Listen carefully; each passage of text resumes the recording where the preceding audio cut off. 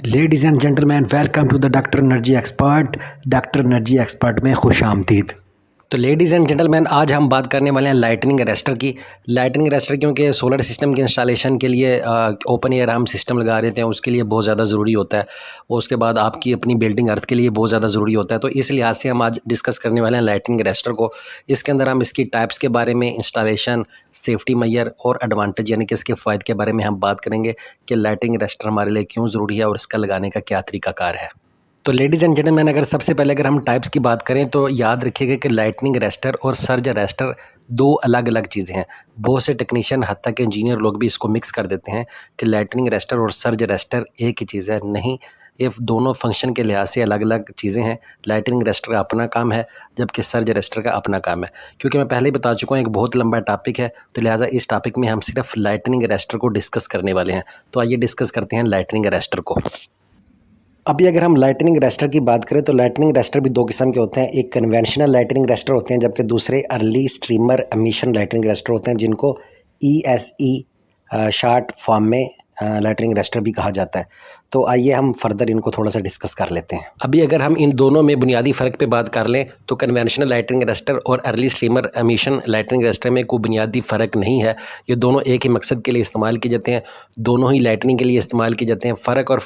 फ़र्क सिर्फ और सिर्फ इतना है कि एक एरिया कम कवर करता है और एक एरिया ज़्यादा कवर करता है। कन्वेंशनल लाइटनिंग अरेस्टर जो होता है वो एरिया कम कवर करता है, जबकि early streamer emission lightning arrester जो है वो ज़्यादा एरिया कवर करता है। यानी कि सपोज़ अगर आपका एरिया कम है तो आप कन्वेंशनल लाइटनिंग अरेस्टर इस्तेमाल कर सकते हैं, लेकिन आप समझ रहे हैं कि आपके पास एरिया ज़्यादा है तो आप बजाय इसके कि आप कन्वेंशनल लाइटनिंग अरेस्टर इस्तेमाल करें, आप early streamer emission lightning arrester इस्तेमाल कर लें वहाँ पर।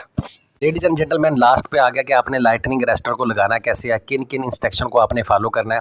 तो सबसे पहले अगर हम हाइट की बात करें तो अगर आप बिल्डिंग अर्थ के लिए लाइटनिंग अरेस्टर इंस्टॉल कर रहे हैं तो आपने इसको बिल्डिंग की हाईएस्ट पॉइंट के ऊपर लगा देना है। और अगर आप इसको सोलर पैनल के लिए या किसी इलेक्ट्रिकल इक्विपमेंट के लिए इस्तेमाल कर रहे हैं तो आपने इसकी हाइट सोलर पैनल से या इलेक्ट्रिकल इक्विपमेंट से ऊंची रखनी है। उसके बाद आ गया जी डिस्टेंस। बिल्डिंग की सूरत में आपने इसको हाईएस्ट पॉइंट पे लगा दिया, लेकिन अगर आप इसको सोलर पैनल या इलेक्ट्रिकल इक्विपमेंट के लिए लगा रहे हैं तो इसका डिस्टेंस अप्रॉक्सीमेटली 10 से 12 फीट दूर होना चाहिए। उसके बाद आ गया जी इंस्टॉलेशन बेस। इंस्टॉलेशन बेस आप जब भी लाइटनिंग अरेस्टर को इंस्टॉल करते हैं, आप किसी छत के ऊपर लगा रहे हैं, इसको किसी लोहे के राड के ऊपर लगा रहे हैं, तो प्लीज़ इसके नीचे ज़रूर इंसुलेशन मटेरियल रखा करें, ताकि अगर कोई आसमानी बिजली अल्लाह ना करे गिरी है तो वो वहीं पर ना फाल कर जाए, फ़ौरन वहीं पर ग्राउंड ना हो जाए, बल्कि इंस्टॉलेशन मटेरियल उसको वहाँ पर ग्राउंड ना होने दे और वो केबल के ज़रिए उस अर्थ बोर के अंदर जाके ग्राउंड हो जो आपने स्पेशल इस काम के लिए किया है। उसके बाद आ गया जी केबल। केबल आपने इसके लिए आपने जो है ना बेहतरीन किस्म की केबल इस्तेमाल करनी है। बाज़ लोग बहुत कम गेज की केबल इस्तेमाल कर लेते हैं, जिसकी वजह से क्या होता है जी, वो फ़ौरन ही केबल बर्न हो जाती है तो लाइटनिंग अरेस्टर का जो मकसद होता है वो फेल हो जाता है। तो आपके लिए आप इसके लिए अच्छी केबल इस्तेमाल किया करें। ऐसा ना हो कि आप इसके लिए 2 mm 4 mm की केबल इस्तेमाल कर लें और वो जो आसमानी बिजली अगर अल्लाह ना करे गिरे और फ़ौरन वो बर्न हो जाए। तो इसके लिए आप अच्छी गेज की केबल इस्तेमाल किया करें। केबल के लिए बहुत ज़्यादा फिनामिने है कि आपने केबल कौन सी इस्तेमाल करनी है, तो अगर वो मैं सारे फिनामिने बताना शुरू कर दूंगा तो वीडियो बहुत लंबी हो जाएगी और वैसे भी बहुत ज़्यादा खुद बहुत लंबा टॉपिक है।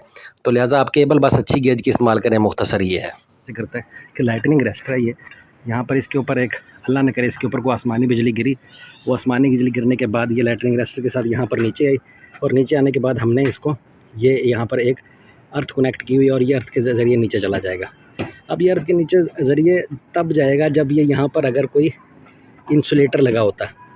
अब क्या होगा, जैसे ही लाइटनिंग यहाँ पर आसमानी बिजली आई, वो यहाँ से क्या होगी, इस ज़मीन के अंदर भी सारा करंट चला जाएगा और ये ज़मीन ऑलरेडी हमारी इलेक्ट्रॉनिक सिस्टम के साथ कनेक्टेड है, तो जिससे हमें बहुत ज़्यादा नुकसान हो सकता है और लाइटनिंग अरेस्टर लगाने का यानी कि कोई फ़ायदा नहीं हमें यहाँ पर।